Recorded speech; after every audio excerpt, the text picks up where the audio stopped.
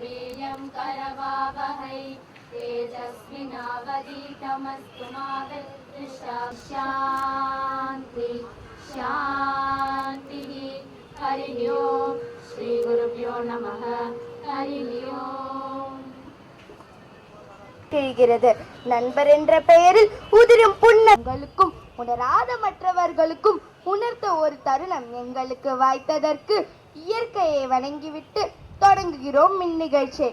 நாங்கள் வரும் சார்பாக உடல் நலமே உளநலம் என்ற தலைப்பில் இயற்கையோடு உறவாடி இந்நிகழ்ச்சியை அரங்கேற்ற வந்திருக்கும் எங்களை ஊக்கப்படுத்தி தங்கள் அனைவரும் இந்நிகழ்ச்சியில் பங்கு பெற அன்புடன் அழைக்கிறோம்.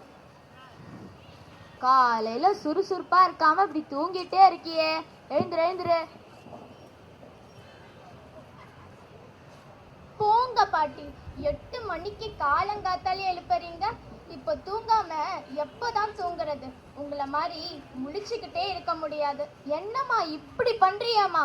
சரி, இன்னைக்கு பள்ளியில விளையாட்டு விழான்னு சொன்னியே, அதுக்கு தான் எழுப்பின. நீ எதுலயும் கலந்துக்கலையா? வேற வேலை இல்லை பாட்டி. எப்ப பாரு ஓடு, விளையாடு, உடற்பயிற்சி செய்யுன்னு சொல்லிக்கிட்டே இருப்பாங்க. நமக்கு இதெல்லாம் ஒத்தே வராது. உன்னோட உடம்பு ஒத்துழைக்காதுக்கு காரணம் நீ குண்டா இருக்கிறதும் உன்னோட உணவு பழக்கமும் தான். நீ சோம்பேறித்தனமா இருக்கிறதுக்கும் அதுதான் காரணம். இந்த வயசு ஓடுற பாம்பை மிதிக்கிற வயசு. நீ என்னடான்னா, சரி சரி, காலையிலேயே ஆரம்பிச்சிட்டீங்களா? அதை சாப்பிடாத, இதை சாப்பிடாத, ஓடு விளையாடுன்னு உங்களை மாதிரி கீரை கஞ்சி களின்னு சாப்பிட்டுட்டு இருக்க முடியாது. அதெல்லாம் அந்த காலம். நல்ல வேலை சாப்பாட்டை ஞாபகப்படுத்தினீங்க. இன்னைக்கு புதுசா ஒரு நில்லுமா, எங்க போற? ஐயோ, போயிட்டாளா?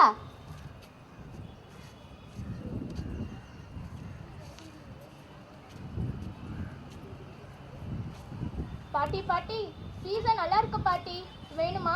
ஐய, எனக்கு இந்த கருமெல்லாம் வேணாம். அம்மா, வயித்த வலிக்குதே, மயக்கமா, கண்ணை இருட்டுற மாதிரி இருக்குதே. என்னம்மா, என்னாச்சு? ஐயோ, மயங்கி விழுந்தாலே, நான் என்ன செய்வேன்? கண்ணை தரமா? செல்லமே, யாராவது வாங்க, என் பேத்திய காப்பாத்துங்க, காப்பாத்துங்க. பஞ்சபூத தாயே, நான் தான் அக்னி. இந்த உலகத்தில் எல்லாவற்றையும் விட நான் தான் உயர்ந்தவன். நானே மனிதர்கள் உண்ட உணவை ஜீரணிக்க உதவி செய்கிறேன்.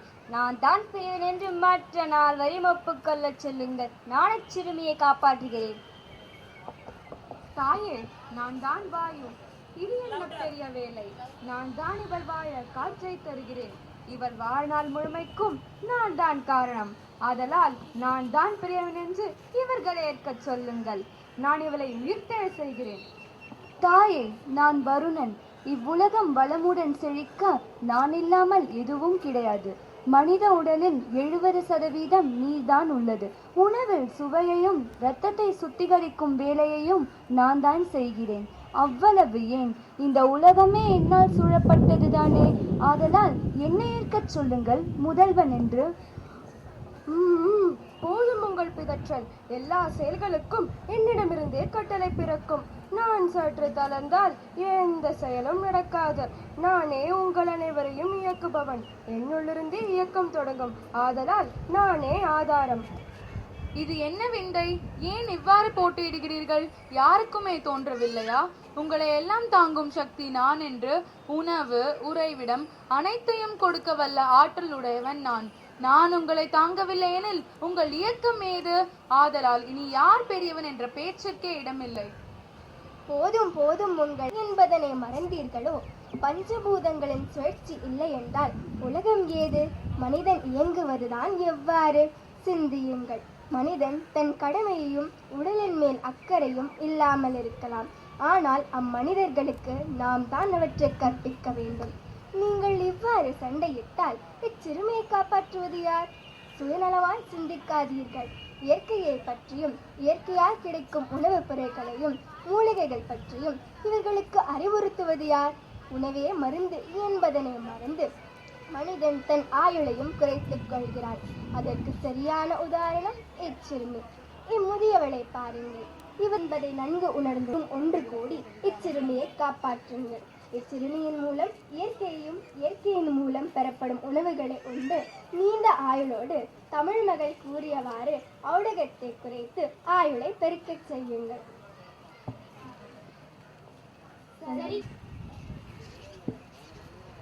இயற்கை தாயையும் தேவர்களையும் பார்த்தேன் பாட்டி. அவங்க இயற்கை பற்றியும் இயற்கையோடு எப்படி இணைஞ்சு வாழணும்னு நிறைய சொல்லி கொடுத்தாங்க பாட்டி. இனிமேல் நான் கண்ட உணவுகளை சாப்பிடாம இயற்கை உணவுகளை மட்டுமே சாப்பிட்டு உங்களை மாதிரி உடல் நலமே உள்ள நலம் அப்படின்னு புரிஞ்சுக்கிட்டு வாழ போறேன் பாட்டி. என்னை ஆசீர்வாதம் பண்ணுங்க பாட்டி. ரொம்ப பெருமையா இருக்குடா பாப்பா. நீ நோய் நொடி இல்லாம நீண்ட ஆயுளோடு வாழணும்டா. உன் மூலமா இவ்வுலகமும் மாறணும். இனிமே பீஸா, பர்கர், பாஸ்தா, சாண்ட்விச், ஸ்மைலீஸ்ன்னு மேற்கத்திய உணவுகளை தவிர்த்து நம்ம பாரம்பரிய உணவுகளை உண்டு உடல் நலமே உலநலம்னு புரிஞ்சுக்கிட்டா. என் பேத்திய நினைச்சா எனக்கு ரொம்ப பெருமையா இருக்கு.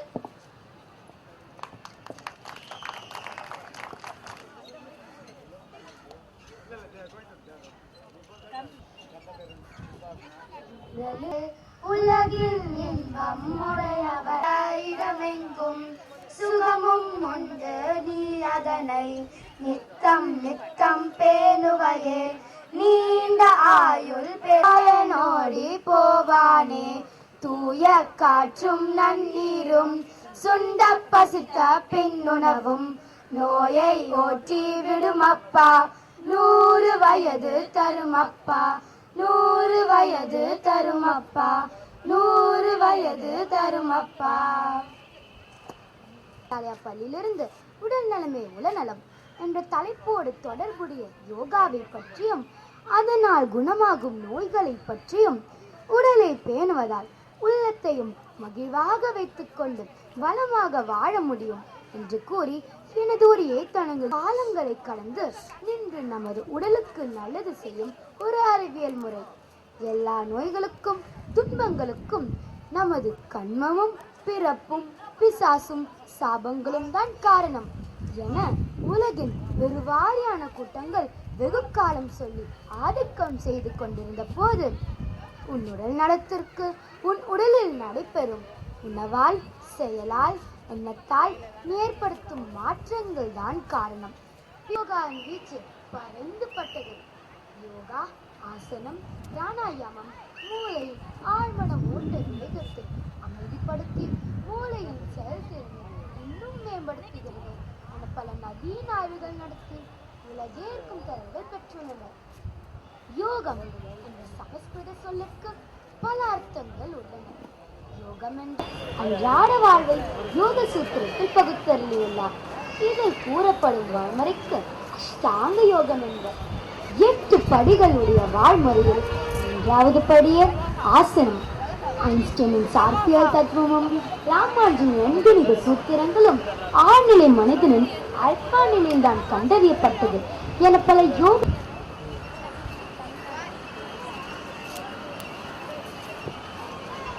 இவ்வாசனம் இயற்கைக்கு நன்றி கூறும் ஆசனம்.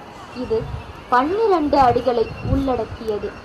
இவ்வாசனம் ஆளுமை தன்மையை வெளிக்கொணர உதவுகிறது. இது உடலையும் உள்ளத்தையும் தூய்மைப்படுத்த உதவுகிறது.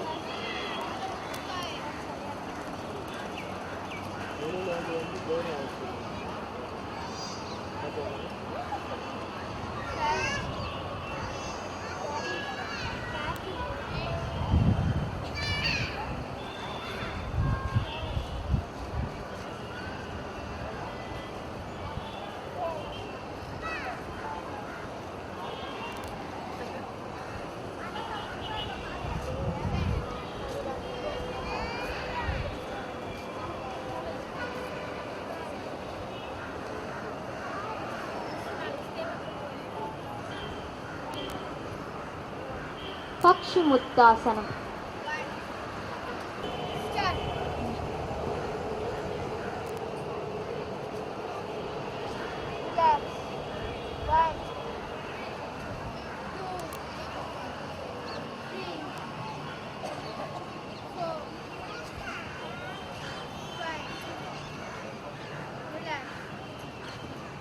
சர்வாங்காசனம். சர்வ அங்க ஆசனம். இது முழு உடலை நீராய் போன்ற பிரச்சனைகளில் இருந்து விடுபட இவ்வாசனம் உதவுகிறது.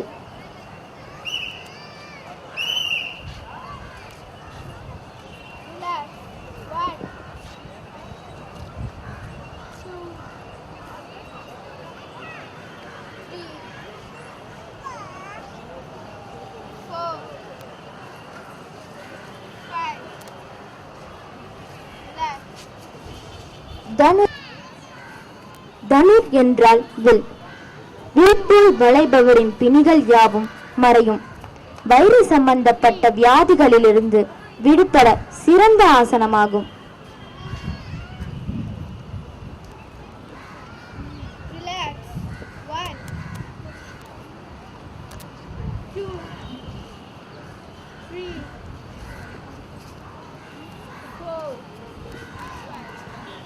ஹாலாசனம். ஏற்கலப்பை ஆசனம். இது உடலையும்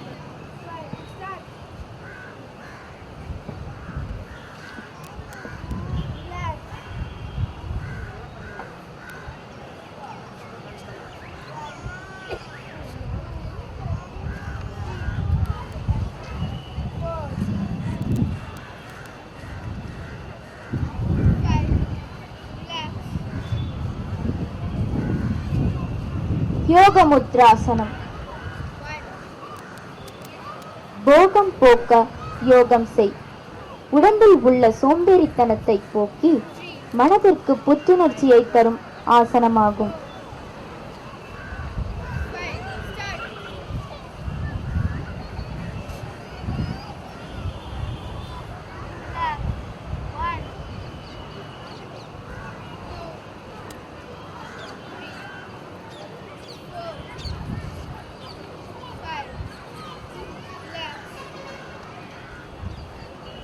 மச்சாசனம். மச்சம் என்றால் மீன். இவ்வாசனம் தைராய்டு, சுவாசம் மற்றும் கண் பார்வை கோளாறுகளுக்கு மிக சிறந்த ஆசனம்.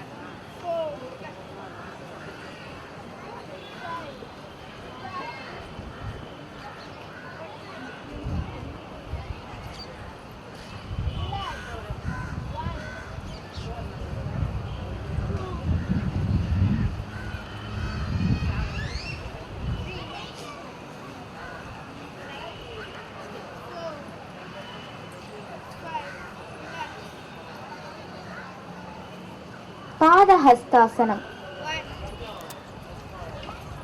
வாதம் போக்க பாதம் செய். நம் உடலான அதற்கு சிறந்தது இவ்வாசனம்.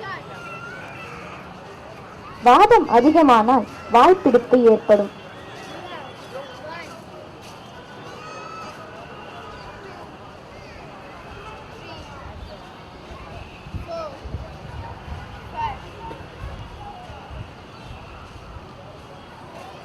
கோமுகாசனம். உயர் ரத்த அழுத்தம் உள்ளவருக்கு மிக சிறந்தது.